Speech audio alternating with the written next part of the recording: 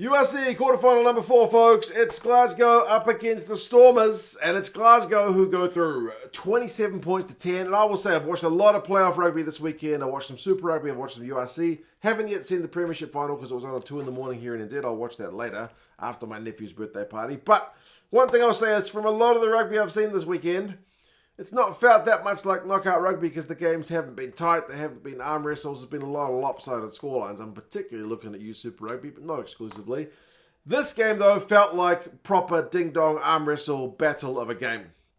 It's what you want to see from some knockout rugby. It's finished at 17 points, but it wasn't a 17-point game, really. Tough conditions, wet and windy, but I mean, it's Glasgow, so maybe that's to be expected. I've never been there, but yeah, we'll go through some key events and stats, and you guys can let us know your thoughts. Glasgow should have been on the board early. They mucked up a chance from a missed Stormers line-out really early on. I think it was George Horn who knocked it on. They absolutely blew what was a golden chance to score a try in a knockout game. And then Marnie Libbok, speaking of golden chances, just couldn't find the broadside of a barn with the boot today. I mean, again, the conditions were tough, but in knockout rugby, you need to be making those kicks. George Horn kicks all of his. Some of them a bit easier, but still, doesn't matter. You need to be getting those kicks. He can't get them, so both sides kind of missed chances. The first points of the game come on 19 minutes when George Horn slots a penalty. Gallant not rolling, so 3 points to 0. TMO had a wee look at a bit of aerial contact between Steyn and Gallant, contesting an aerial ball. Gallant took a kind of slight shot to the head in the air, but I feel like it was a rugby incident. The ref saw it the same way. Some people will argue it was more foul play, but I was happy with it, and yeah, from the resulting penalty, Marnie Libbok can't find the posts again, so it remains 3-0. 24 minutes, the Stormers maybe a little bit ambitious their own half. They end up knocking it on, which is a bit of kind of poor play. Glasgow trying to take advantage of that mistake. They go for touch, they muck up the lineup, so also kind of poor play. Neither side really able to kind of get the wood on the other. But the Glasgow scrum did manage to get a couple of penalties, and the second one of the half resulted in a George Horn shot at goal, which made it 6 points to 0, which was the halftime score. So, yeah, it's a knockout game, man. It's 6 points to 0. Both sides position and territory pretty even. Tackling percentage pretty high. Turnovers conceded both sides a little bit high, but again, conditions are tough. Second half, things certainly get a bit more dynamic. If you were going to watch only one half of this game, I would recommend the second half. There's just a bit more going on.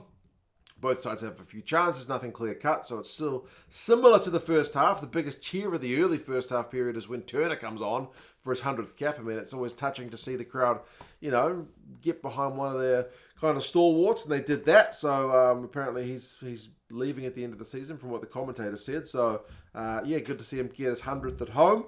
And then we got a TMO check for Salman Murat with a kind of clean-out on Macbeth. And, yeah, it's a wee bit high, but a head-on-head. The referee goes through the process. Is there foul play? Yes. Is there head-on-head? Yes. Is it a dynamic situation with a bit of negation? Yes. So a yellow card for Murat, which seems to spark things off. And Libbok, to be fair, he couldn't kick nothing from the tee, but he put one of his nicest kicks through from hand when he put a little dinky kick through. Went that close to being dead. But it wasn't dead. It still remains in the in-goal area. It doesn't touch the dead ball line, so it forces the Glasgow boys to have a goal line dropout.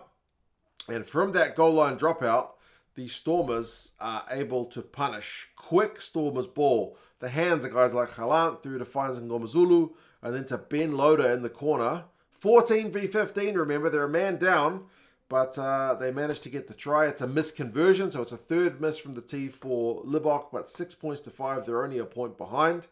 And then pretty much straight from the restart, Glasgow decided, well, if we're scoring tries, we'll get in on the act as well. 61 minutes, Glasgow Stormers drop the ball from the restart. Tuipulotu with the kind of jinking steps and a wee fend. And he offloads to Cancellieri, and they do get the conversion, so 13 points to 5. A little bit more breathing space after the kind of scare. But then the Stormers score from a pretty weak exit, albeit Glasgow playing into the wind of the second half. Weak Glasgow exit means the Stormers guys are able to run it back. Gallant puts a nice little dinking kick through, which means Glasgow have got a line out to win in their own 22, but they muck it up. Loose ball, and the Stormers punish, man. They just knock on the door, phase after phase from close range, and eventually DeVette is able to go over. It's another misconversion. It's the fourth kick missed. So it's 13-10. 13-10 is proper game on. This is knockout rugby. This is what you want to see. You've got like 15 minutes to play. Which side is going to be the one to rise to the occasion? In this case, it is the Glasgow boys. It's the home guys. It's the fans getting on their backs. I mean, the scrum wins a penalty. We had the edge over the Stormers scrum for the majority of the game, to be fair. It gave them a chance to finish the game because they were finally able to go for their maul. It's been such a weapon for them, Glasgow, all season. They mauled it. It got them another penalty. They mauled again. To be fair, the Stormers defence held the maul out, which was already a good bit of play for them because they were desperate to keep their game alive, but they get advantage to the Glasgow boys. They go in phase after phase, and eventually Hinko Fenta, he's able to go over to make it 20 points to 10, which makes it a 2-score game, which is a lot more comfortable with less than 10 minutes to play. The Stormers, I mean, to their credit, kept playing right until the death, to the point where they are trying a kind of desperation play from their own goal line, which directly leads to the Thompson try on 81 minutes. So that one's kind of a gift. So you could argue this one's like a 10-point game, but it's 17 with the kind of gift try at the end. But yeah, like I said, it really felt like knockout rugby, which is pleasing. Run meters finished 458 to 306, which is decently high. Kicks from hand 30 to 33 is high, but remember the conditions were pretty tough. Glasgow edged the possession, the Stormers edged the territory, but like some of these key attacking stats, clean breaks 5 to 1. The Stormers really attack-minded side, only limited to 1 clean break as credit to the Glasgow defence. Loader, that's the only clean break of the game with the try. Defenders beaten 26-12, again to Glasgow, and turnovers conceded plus penalties conceded. Those are two of the stats that the Stormers were higher in, so kind of the negative stats you don't want, 14-10 and 11-7, the turnovers and the penalties. So yeah, plus the goal kicking 0% for the Stormers. They left 2 penalties and 2 conversions out there. It's a fair chunk of points. Tackling percentage also Glasgow 93%, like proper test match level stuff. Like the Stormers 86% is fine, but it's not 93%, is it? Individuals staying 114 metres, 2 clean breaks, 5 defenders beaten, solid shift from the winger. Tuipulotu beats 6 defenders, Dempsey beats 4. Dash has 23 out of 24 tackles. Horn gets man of the match. Livok had 43 metres, which was the most of any of the Stormers players, which kind of indicates how limited the backline was in terms of getting some go forward.